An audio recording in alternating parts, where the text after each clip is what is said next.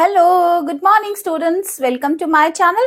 Today we are going to do question answers of poem Topsy-Turvy Land of your book Communicate with Cambridge. This is given on page number 13.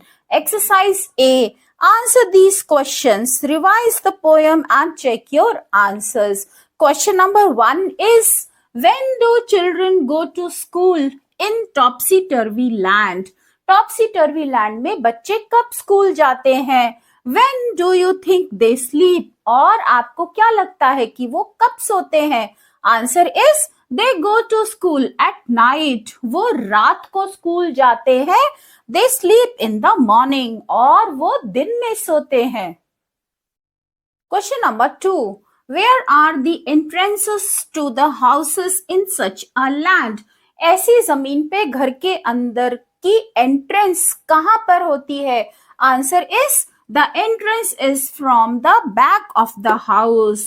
Entrance घर के पीछे से होती है.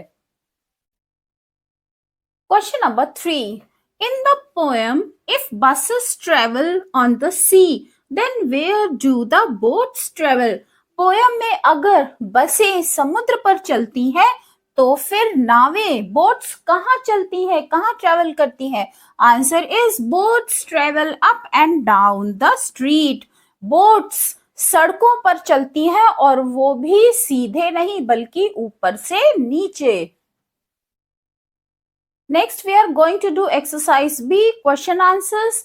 Here one extract from the poem is given and based on that few questions are asked. Poem की एक line दी हुई है और उस पे आपको कुछ क्वेश्चंस पूछे गए हैं जिनका आपको आंसर देना है. तो लाइन है, जो कोटेशन है, यू पे for what you never get. आप उसके लिए पे करते हैं जिसके लिए आपको कभी कुछ नहीं मिलता. Now based on this question is explain this line. आपको इस लाइन को एक्सप्लेन करना है. Answer is it means that you pay but don't get anything in return. इसका मतलब है कि आप पे तो करते हैं, कीमत तो अदा करते हैं, लेकिन उसके बदले आपको कुछ नहीं मिलता. Question number B, how would you react if this happened to you? अगर ऐसा आपके साथ हुआ हो तो आप कैसे रिएक्ट करेंगे? Answer is I would probably get angry and be very upset. मैं शायद बहुत गुस्सा हो जाऊंगा और दुखी भी हूंगा. Next quotation from the poem is, I think it must be grand. For when you go, you are coming back. शायद ये बहुत भव्य होगा कि जब आप कहीं जा रहे हैं तो तब आप जा नहीं रहे हैं बल्कि आप वापस आ रहे हैं. Now this is quotation. Based on this question is, do you think it is grand to come back when you actually want to go? आपको क्या लगता है कि ये भव्य है, ये बहुत बड़ी चीज है कि जब आप कहीं जा रहे हैं तो अब आप जा नहीं रहे हैं बल्कि आप वापस आ रहे हैं जबकि आप जाना चाहते हैं? Answer is no, I think it is strange and unnatural that you get back when you actually want to go. नहीं, मुझे लगता है कि ये बहुत अजीब है और अननेचुरल है, अप्राकृतिक है. बिकॉज मैं जब कहीं जाना चाहता हूं तो मैं जाना चाहता हूं, वापस आना नहीं चाहता. तो अगर मैं जाना चाहता हूं और मुझे वापस आना पड़े तो ये बहुत ही स्ट्रेंज है, अजीब सी चीज होगी. Next question, question B. What is the full form of U apostrophe RE? U apostrophe RE की full form क्या है? आप सबको मालूम होगा क्या है full form? It means you are. This is abbreviation for you are. Next we are going to do exercise C, think and answer. Question number 1 is, why is this land called Topsy-Turvy Land? इस land को Topsy टर्वी land क्यों कहा जाता है?